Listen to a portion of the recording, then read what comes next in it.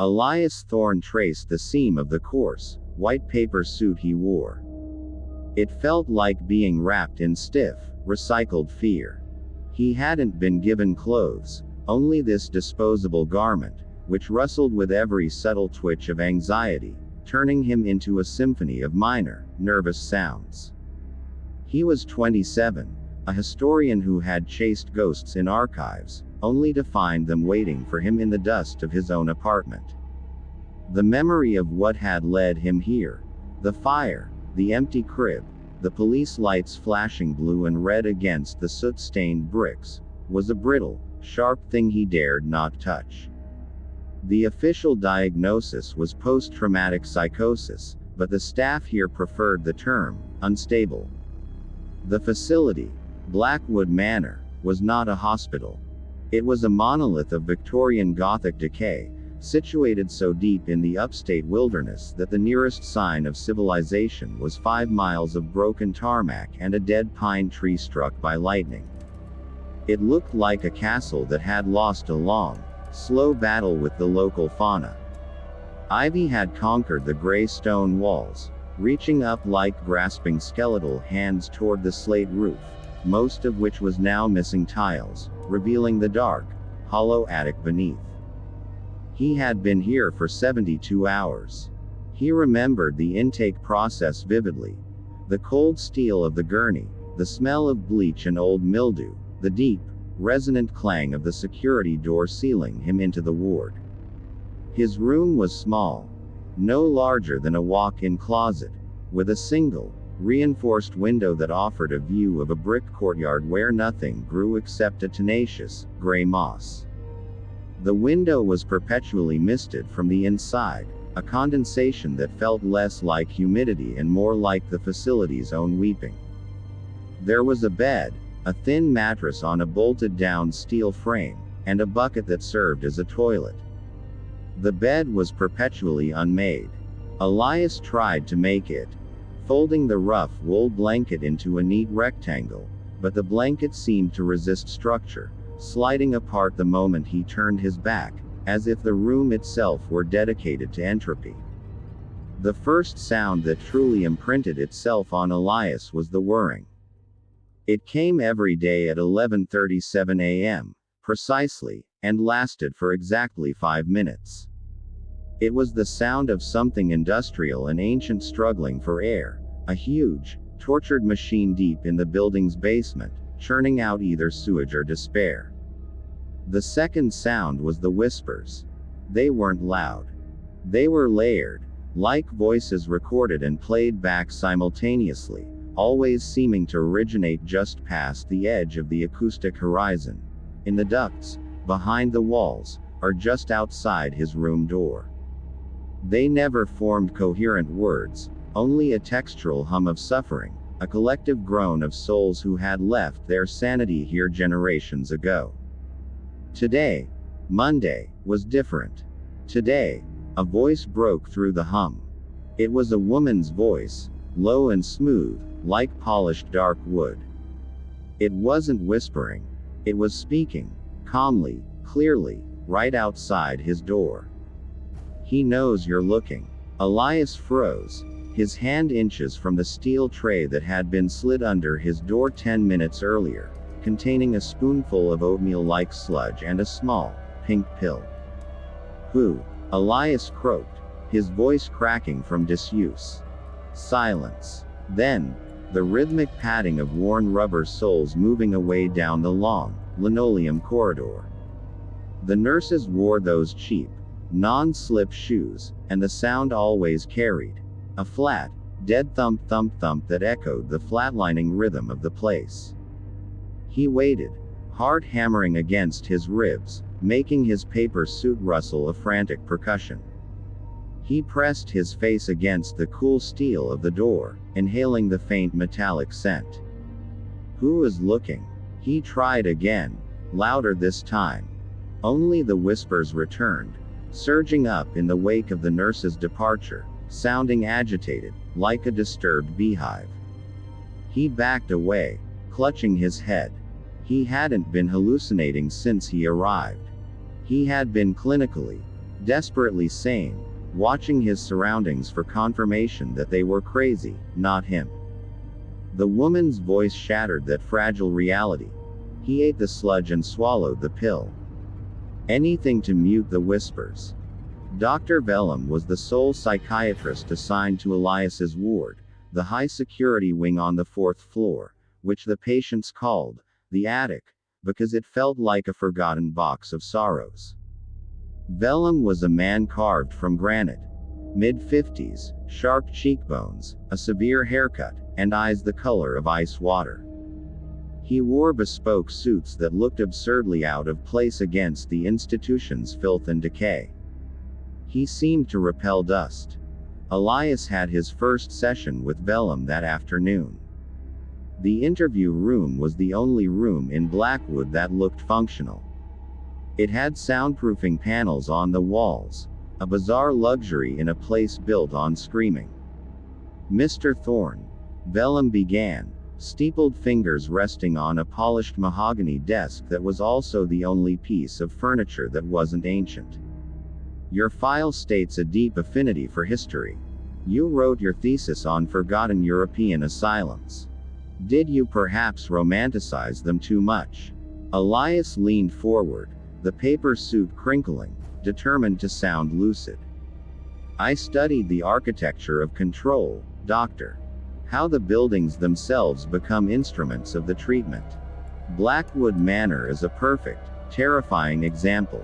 It was built in 1888, following the Kirkbride Plan, a moral architecture designed to cure through pastoral beauty. But it failed, didn't it? It just became a giant, elegant trap." Vellum smiled, a thin, unnerving movement of the lips that didn't reach his eyes. "You seem remarkably observant for someone undergoing a psychotic break. I am not broken, Doctor. I'm damaged, and I'm observing. The wards are segregated by class, aren't they? This floor, the attic, is where the uninsured go to be forgotten. The basement floor, Ward 0, is where the violent cases go, the ones they give the heavy sedation. And what of the whispers, Elias?" Vellum's voice softened, but the coldness in his eyes intensified. "Tell me about the collective auditory hallucinations." "They are real," Elias insisted, feeling a nervous tremor start in his left hand. "Today," a clear voice spoke. "A woman. She said, 'He knows you're looking.'" "Who is he?" Vellum picked up a small, silver letter opener, turning it over in his hand. "The he is the trauma, Elias. The guilt. The fire. The things you refuse to look at. This manor specializes in looking at things. We scrape away the protective layers of delusion until the core of the rot is exposed." "But who owns this place?" Elias pressed, suddenly fixated on a deeper, structural question. "The paperwork is vague. The sign outside just says, Blackwood. Who funds this?" Vellum set the letter opener down with a precise click. "The details are bureaucratic. They won't help you, Elias. What helps you is compliance. You are here to learn how to live with the truth of the fire. And the truth is, you started it, didn't you?" Elias recoiled as if slapped. The fire hadn't been his fault. It was an electrical short. The investigation had cleared him. But Vellum had managed to find the exact crack in his armor. "No," Elias whispered. "Perhaps. But in here, reality is subjective. In here, your past is what we define it to be. Now, let's discuss the medication." The session ended abruptly. As Elias was led out, he noticed a faint, almost invisible scratch mark on the mahogany desk, right next to where Vellum's hand had rested. It looked like a tiny, stylized bird, or perhaps a cipher. The days blurred into a cyclical monotony defined by medication, sludge, and the whirring of the 11:37 a.m. machine. The paper suit was now wrinkled and stained with sweat and despair. Elias started mapping the ward. He wasn't allowed out of his room except for meals and Vellum sessions, but he had a few minutes of hallway time during the evening pill distribution. The attic was a square loop. 10 rooms, a nurse's station, and at the end of the north wing, a thick, heavy door marked simply, "Storage, keep clear." This door fascinated Elias. It was steel-plated and bolted shut, looking far more secure than the main entrance to the ward. The whispers always seemed strongest near this door. He also started mapping the patients. There were maybe 6 of them visible, all shuffling figures lost in their own interior landscapes. One patient, an elderly woman named Martha, sat in a wheelchair and stared unblinkingly at the ceiling fan, counting its rotations. Another, a younger man named Peter, spent his days carving intricate patterns into the linoleum floor with a spoon handle. And then there was the man in the corner. He was never named, never moved, and never spoke. He was always seated on a low wooden bench in the communal area, his back pressed into the junction of 2 decaying walls. He wore the same paper suit, but his was torn and filthy. His head was perpetually bowed, obscuring his face behind a curtain of matted, dark hair. The staff seemed to actively ignore him. They walked around his bench as if he were part of the architecture, a particularly unpleasant pillar. On Wednesday night, during the brief window of corridor time, Elias managed to get close to Peter, the floor carver. "Hey," Elias whispered, keeping his eyes on the orderly shuffling past the nurse's station. "Who is the man in the corner? What's his name?" Peter looked up, his eyes wide and vacant. He stopped scraping the floor. He didn't look at Elias. He looked through him, at the wall behind. "He doesn't move," Peter murmured, his voice high and thin, like dry grass rubbing together. "He just takes." "Takes what?" Elias urged. Peter whimpered, his eyes darting toward the silent figure. "The memories. The edges. He takes the parts we need to forget, and he keeps them. He's the wall keeper." Peter immediately dropped his gaze and returned to his meticulous scraping, etching a new spiral into the worn linoleum. The small interaction left Elias cold. Later that night, the whispers escalated. They weren't layered now. They were a singular, rising chorus of sound focused solely on his room door. Elias sat upright, sweating. He felt an intense, irrational certainty that something was watching him through the small, high peephole in his door. He heard the faint thump thump thump of the orderly's shoes approaching. The sound stopped right outside. A key scraped the lock, and the door swung inward. It wasn't an orderly. It was a nurse Elias hadn't seen before, a young woman with tired eyes and a name tag that read, Alara. She held a small plastic cup of pills, her hand shaking slightly. "Mr. Thorne," she whispered, stepping inside and closing the door quickly, the lock clicking shut. "You shouldn't be awake. It's too late." "The noise," Elias stammered, pointing vaguely at the wall. "The whispers are too loud." She didn't look at the wall. She looked at his face with an expression of intense pity and fear. "They're always loud," she said, her voice barely audible. "But you're the first one to hear the clear one in a long time. The one by the storage door." "Alara. Who is he?" She pressed the pills into his hand. "Don't ask the doctor. He's part of it. Listen to me. The storage room isn't storage. It's a connection. They keep the old records in there. And something else." She looked genuinely terrified, her eyes wide, fixed on the ceiling corner. "You have to look at the paperwork, Mr. Thorne. Not yours. The old files. The ones from the late 1920s. Before Vellum took over. The Blackwood Protocol. How do I get in there?" She shook her head, tears welling up.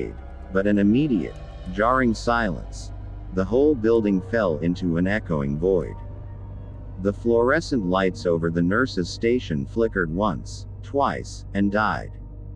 Total darkness, broken only by the thin, gray light filtering through the courtyard windows. Now, Elias moved. He ran the few meters down the corridor to the storage door, his paper suit crackling like wildfire. He could hear a low groan from Martha, and the sound of something shuffling on the wooden bench in the corner. He reached the heavy steel door. His hands fumbled along the frame, searching. He found the magnetic lock mechanism, a rectangular steel plate, and saw the faint, red indicator light was dark. The power was out. He wrenched the door handle. It groaned but didn't budge. He pulled again, harder, throwing his weight against it. A sound like tearing fabric came from behind him. He didn't look. One more time. He pulled with a desperate adrenaline surge, and this time, the rusted bolt gave way with a screech that echoed off the high ceiling. He slipped inside, pulling the door closed behind him. He couldn't lock it from the inside, but the heavy steel masked the interior. The air in the storage room was thick with the scent of ozone, formaldehyde, and something else. Something distinctly organic, like old blood and decaying leather. It wasn't storage. It was a library of the damned. The room was lined floor to ceiling with wooden shelving, heavy with bound ledgers and thick, manila folders, yellowed and brittle with age. No windows. Elias felt his way along the shelves, illuminated only by a sliver of gray light leaking under the door. He needed a flashlight. He patted his pockets, remembering his last free purchase, a cheap keychain LED he kept on his keys. The keys were gone, confiscated at intake. He ran his hand along the shelf spines, the names blurring in the dark. Admissions, 1968. Payroll, 1945. Maintenance logs, 1977.1920s. Alara said 1920s. He reached the bottom shelf, where the oldest, heaviest binders lay. He pulled out a massive, leather-bound book, the cover cracked and dry. He opened it, pressing his face close to the page. The faint light under the door was just enough to make out the handwritten title in elegant, terrifying script. The Blackwood Manor Inversion Protocol, 1928 Drive. Jeremiah Vellum, Chief Medical Officer Drive. Jeremiah Vellum. Elias's mind screamed. He had seen Dr. Vellum, the man who interviewed him, just this morning. He was 50-something, maybe 60. The 1928 protocol was written by someone who would be over 120 years old now. It had to be a family member, a descendant. Elias felt around the shelf beneath him. His fingers brushed something cold, smooth, and cylindrical. A heavy, antique brass lamp. He grabbed it, found the switch, and pressed it. Nothing. He shook it, and the bulb flickered to life. A weak, yellow glow that barely cut through the oppressive dark. He turned back to the ledger, holding the lamp close. The writing inside was meticulous and mad, describing a theory of mental illness based not on chemical imbalance, but on unwanted knowledge. The core belief was that insanity was caused by the brain accidentally downloading information it was not meant to hold. Memories of other lives, other times, or, as Vellum wrote, the truths beyond the veil. The cure was not therapy. It was extraction. Elias flipped pages rapidly, the descriptions of early, failed experiments becoming increasingly gruesome. Page 41. Subject 4. Female, catatonic. Attempted extraction via electrical current applied to the occipital lobe. Result. Brain activity ceased. Physical vessel remains animated. Page 55. Subject 9. Male, paranoid schizophrenic. Attempted extraction via sonic frequency, the whirring machine. Result. Subject remains agitated. All other patients in the ward exhibit new symptoms of auditory hallucination, whispers. Elias gasped. The whispers were the residual fragments of the failed extractions, the psychic detritus of broken minds. The whirring machine was ancient, still active, still attempting its gruesome task. He turned to the last page, dated December 1932. The handwriting was shaky now, frantic. Final entry, December 4, 1932. The protocol failed. I did not extract the knowledge. I only tore it into pieces. And the pieces are still here. They collect. They coalesce. I have created a reservoir of pure mental residue, the collective unconscious of the unhinged. It is too powerful to destroy. It must be contained. I have bound the residue to a single physical vessel, a passive anchor. A constant observer, who must never leave the manor. The vessel now holds the burden of all the fractured truths. This is not a cure. This is containment. If the vessel moves, the reservoir breaks. The memories return to their owners, and the manor will be saturated by the collective insanity of 50 years. The vessel is Subject 12. Its name is forgotten. It is bound to the manor's structural center, an immovable sentinel. Elias's blood turned to ice. The vessel. Subject 12. The sentinel. He knew who Subject 12 was. He slammed the ledger shut just as a loud, sickening crunch came from outside the door, followed by a heavy, wet thump. The brass lamp flickered, then went out completely. He was in absolute darkness. The silence was the worst. Not the silence of the power outage, but the silence of the whirring being absent. In the absence of the churning machine, The whispers were no longer a hum. They were an articulate roar inside his head, deafening him to the world outside the door. "He knows you're looking." The smooth, dark wood voice of the nurse was now layered over with dozens of others, high-pitched and male, dry and guttural. "The fire was beautiful, Elias. The crib was empty because we took her." Elias backed away from the storage door, his hands trembling.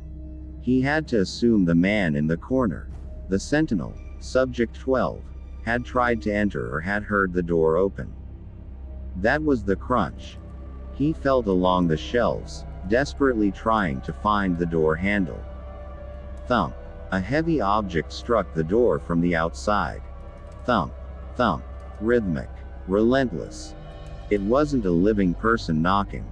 It was too heavy, too measured, too slow. It was the sound of a large, dense object being used as a battering ram. Elias finally found the handle, wrenched it down, and threw the door open, lunging out into the dim corridor. The sight in the hallway was burned onto his retina. The man in the corner was standing, finally, away from the wall. He was tall, gaunt, and completely naked beneath his shredded paper suit, which hung in filthy ribbons. His hair still obscured his face, but his body was rigid, his feet planted wide. And he was holding something. It was Peter, the floor carver. Peter's head was twisted at an impossible angle, his neck broken, but his mouth was wide open in a perpetual, silent scream. The Sentinel was gripping Peter's torso, using his body to strike the storage door. The crunch had been Peter's neck. The thumps were his body. The Sentinel slowly turned his head toward Elias. Elias couldn't see the face, but he felt the presence of 1,000 fragmented minds staring out of the darkness behind the curtain of hair. The air shimmered with psychic pressure. The Sentinel raised Peter's corpse again, not to strike the door, but to look at it, as a child examines a broken toy. Then, slowly, with an impossible degree of focused strength, the Sentinel began to crush the corpse. Ribs cracked. Bones splintered. The sickening, wet sounds were amplified by the acoustic tiles of the hallway. Elias scrambled back, paralyzed by the sheer, cold horror of the sight. The whispers screamed louder. "You saw the book. You know the protocol. We need the knowledge back. We want to be empty again." Suddenly, the fluorescent lights above the nurse's station flickered back on with a loud, aggressive hum, brighter than before. The Sentinel stopped crushing Peter's body.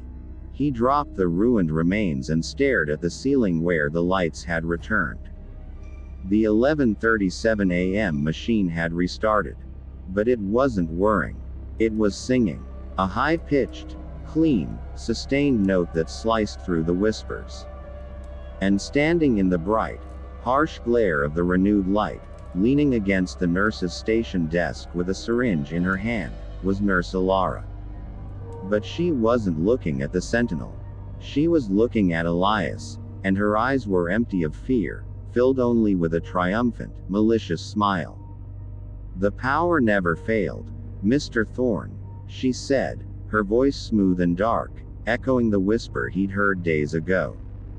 "Only the illusion of it." Dr. Vellum, the modern Dr. Vellum, stepped out of the interview room, his hands meticulously clean, adjusting his perfectly tailored jacket. "The inversion protocol was indeed faulty, Elias," Vellum said calmly, stepping over Peter's corpse as if it were a dropped coat.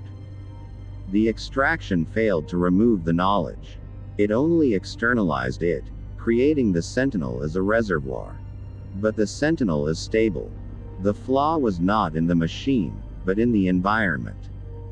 This ward, the attic, is the laboratory." He walked toward Elias, slowly, deliberately. "You see, Elias," Vellum continued, "when the original Dr. Vellum, my great-grandfather, developed the protocol, he needed a replacement. A new vessel. But the manor must be purified first. It needs to be filled with new, undamaged minds. Like yours. Vellum stopped 3 feet away, holding up a small, empty vial. The medication, Elias. It doesn't sedate you. It prepares you. It opens the pathways. It makes you a receptive medium. The whispers are the communication. The Sentinel is the transmitter. We are not treating psychosis here. We are cultivating it. He nodded toward the Sentinel, who was slowly shambling toward Elias, leaving wet footprints on the linoleum. The Sentinel is the transmitter. We need to reset the protocol. We need a new vessel for containment, and you, Elias Thorne, with your historian's memory and your unique guilt, are perfect. You are the empty archive waiting to be filled. The Sentinel reached out a massive, skeletal hand, not to attack, but to touch. A transfer. A binding. Elias screamed, a sound swallowed instantly by the high, clean singing of the machine from the basement. He closed his eyes, bracing for the psychic deluge, the collective, institutional madness that was about to be downloaded into his skull. But the hand never landed. Instead, a burst of chaotic energy erupted from the Sentinel. It wasn't the psychic pressure of the memories. It was pure, untamed, physical rage. The Sentinel didn't want to transfer the memories. It wanted to be free. The Sentinel shrieked. A sound Elias had never heard. A chorus of thousands of voices, and it turned on Vellum, tearing at the doctor's impeccably tailored jacket, clawing at his throat. Vellum screamed, a high, human sound of pain, and Nurse Alara dropped the syringe and ran toward the door. Elias seized the moment. He turned, grabbed the heavy leather protocol ledger, and smashed it against the Sentinel's head. The old, dry book exploded into brittle paper and dust. The impact didn't hurt the Sentinel, but it broke the concentration. The collective memory recoiled, and for a split second, the Sentinel looked lucid. Its eyes, finally visible in the harsh light, deep, ancient brown, looked at Elias, and in that moment, Elias saw the face of the original Dr. Vellum, trapped, begging for release. Then the Sentinel lunged, not for Elias, but for the open storage room door. It slammed through, shattering the steel and wood of the shelves, pulling the entire collective reservoir of human madness back into the darkness. Elias didn't wait. He ran, not toward the Sentinel, but toward the retreating figure of Nurse Alara, and the single, heavy security door that led off the attic ward. Thank you so much for watching this video. Make sure to subscribe, like, comment and turn on notifications if you enjoyed the video so you never miss an upload.